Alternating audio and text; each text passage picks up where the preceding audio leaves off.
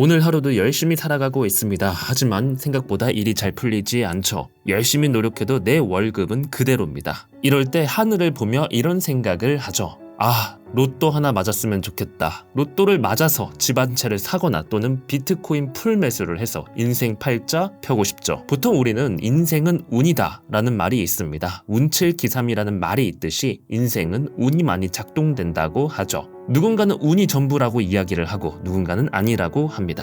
하지만 확실한 건 모든 거에 운은 작동돼요. 누구도 운은 작동되지 않는다고 말하는 사람은 없습니다. 도대체 운빨을 높일 수 있는 방법은 무엇인가요? 스탠포드 경영공학대 교수 티나 실리그는 운을 높이는 방법에 대해 강연을 했습니다. 그녀가 했었던 강연 내용을 여러분들께 전달드리며 우리 인생에 운빨이 더 많이 작용할 수 있게 작심만일 버전으로 재해석해서 전달드리겠습니다. 꼭 끝까지 봐주시기 바랍니다. 안 그러면 손해봐요. 자, 그러면 하나의 상황을 가정해보도록 하겠습니다. 여러분은 지금 현재 비행기를 타고 있어요. 뉴욕 가는 행이라고 가정해볼게요. 10시간이 넘게 비행을 해야 돼요. 평소 같으면 넷플릭스를 보거나 잠을 자면서 시간을 보내게 되겠죠.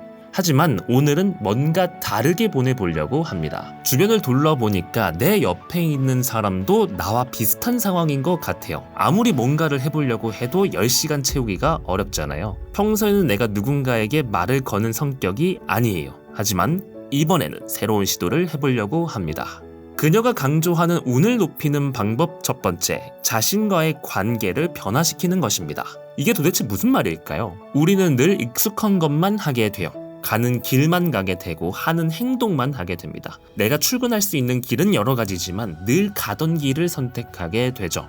버스를 타도 되고 지하철을 타도 되지만 우리는 보통 하나의 수단을 고집하게 됩니다. 그녀가 강조했던 거는 안전지대를 벗어나라고 해요. 안전지대를 벗어나야 운빨이 올라간다고 해요. 이게 무슨 말인지 쉽죠? 다시 예시로 돌아와 볼게요. 제가 방금 드린 예시는 실제 티나 실리그가 겪은 일화입니다. 10년 전 그녀는 비행기에서 낯선 사람에게 처음 말을 걸어보았다고 해요. 변화를 주고 싶었던 거죠. 평소에 하던 방식을 깨버리고 옆에 있는 남자와 대화를 나누려고 안전지대를 벗어났죠. 아니나 다를까 말을 걸었던 그 남자는 책 출판사 관계자였습니다. 이 사실을 알고 그녀는 굉장히 놀랐다고 해요. 이전부터 책 출판을 위해서 준비를 해왔었거든요. 그래서 기회다 싶어가지고 노트북을 꺼내고 지금까지 준비한 내용을 보여줬다고 합니다. 근데 정말 아쉽게도 그 남자는 다음과 같이 반응했다고 해요. 아쉽게도 우리 출판사랑은 맞지 않는 것 같네요. 그녀가 썼던 초안을 읽었지만 그 남자는 큰 감흥을 얻지 못했던 거예요. 결국 책 출간 제안을 거절하게 된 거죠. 대부분의 사람들은 여기서 끝날 거라 생각합니다. 운은 여기까지인가? 운이 다 한 것 같다라고 생각하죠. 또 거절당했네 하고 좌절하기도 할 겁니다. 하지만 운빨은 여기서 끝나지 않았습니다. 그때 당시에 이야기했었던 그 남자의 연락처를 알아가서 종종 연락했다고 하죠. 그리고 몇 개월 뒤에 그녀는 자신의 학생들이 프로젝트 했었던 영상을 그 관계자에게 정리해서 보냈다고 합니다. 그거를 보고 이렇게 말했다고 하죠. 그 학생들을 만나보고 싶네요. 정말 아이러니하게도 자신이 책을 쓰고 싶었지만 출판사 직원은 학생들에게 관심을 보였던 겁니다. 이것 좀 자존심이 상할 만한 일이죠. 나에게 관심을 갖기보다 학생들한테 관심을 가진 겁니다. 하지만 그녀는 여기서 좌절하지 않고 그 출판사 직원을 초대했습니다. 그와 그 출판사 동료들을 스탠포드 대학교로 초대했고 미팅을 진행했습니다. 그때 미팅이 잘 진행되던 도중에 출판사 관계자 중 한 명이 그녀에게 질문했습니다. 혹시 책 쓰는 거 고려해 본 적이 있으신가요? 이 질문을 듣고 그녀가 1년 전에 이 편집자의 상사에게 비행기에서 보여줬던 똑같은 제안서를 보여주었다고 합니다. 그 제안서를 마음에 들어 해서 바로 2주 뒤에 계약을 하게 되었고 그 책은 전 세계 100만 부가 팔리는 책이 되었습니다. 자, 이 상황을 한번 놓고 봅시다. 그녀가 한 거는 비행기에서 평소에 하지 않는 행동을 한 것뿐입니다. 옆에 있던 한 사람에게 말을 건넸어요. 하지만 이는 여러 가지 상황에 연쇄 반응을 일으켰고 결국 운의 알고리즘을 작동하게 하였습니다. 다시 말하지만 안전지대를 벗어나서 새로운 시도를 해보는 게 운을 작동하는 방법 중 하나입니다. 근데 이것만 있어서는 안 되겠죠. 분명히 다른 이유도 있어야 됩니다. 그녀가 말한 운빨을 높일 수 있는 두 번째 전략, 다른 사람과의 관계를 바꾸어 보라고 합니다. 다른 사람과의 관계에 있어서도 새로운 시도를 해볼 필요가 있습니다. 그녀가 더 강조했던 건 감사의 표시입니다. 우리가 주변에 감사한 마음을 가져라 라는 말 정말 많이 들어보셨죠? 이거 정말 중요합니다. 하지만 여기서 한 걸음만 더 나아가 보시기 바랍니다.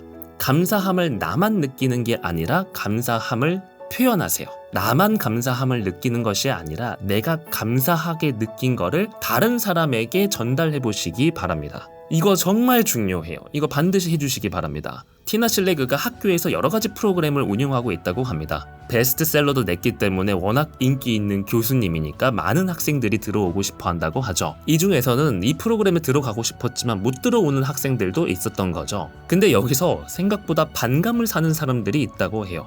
메일로 내가 왜 떨어진 건가요? 라고 불만을 표시하는 사람들도 있고요. 내가 부족한 게 무엇인지 어떻게 해야 들어올 수 있는지 질문을 하시는 분들도 있다고 합니다. 하지만 그녀가 주목했던 건 이 사람이에요. 저에게도 기회를 주셔서 감사했습니다 라고 메일 보낸 사람이 있다고 합니다. 떨어졌음에도 불구하고 감사의 표시를 했던 거죠. 그녀는 그 사람이 인상 깊어서 그 학생을 불러서 프로젝트를 같이 하게 되었다고 합니다. 그 프로그램은 사업을 빌드업 시키는 프로그램이었는데 결국에 그 사업 프로젝트를 빌드업해서 수익화까지 도움을 주었다고 하죠. 자신이 떨어졌음에도 불구하고 감사함이라는 거를 표현하게 되면서 긍정적 반응을 이끌어냈던 것입니다. 이걸 경험한 티나 실리그는 감사의 가치를 알게 되었다고 해요. 학생들로부터 배운 거죠. 이제부터는 자신이 다른 사람에게 감사함을 표시해야겠다고 마음을 먹기 시작했다고 합니다. 그녀가 했던 거는 매월 달력을 보면서 지금까지 만난 사람들을 모두 정리했다고 해요. 그리고 그들 모두에게 감사함을 표시했다고 합니다.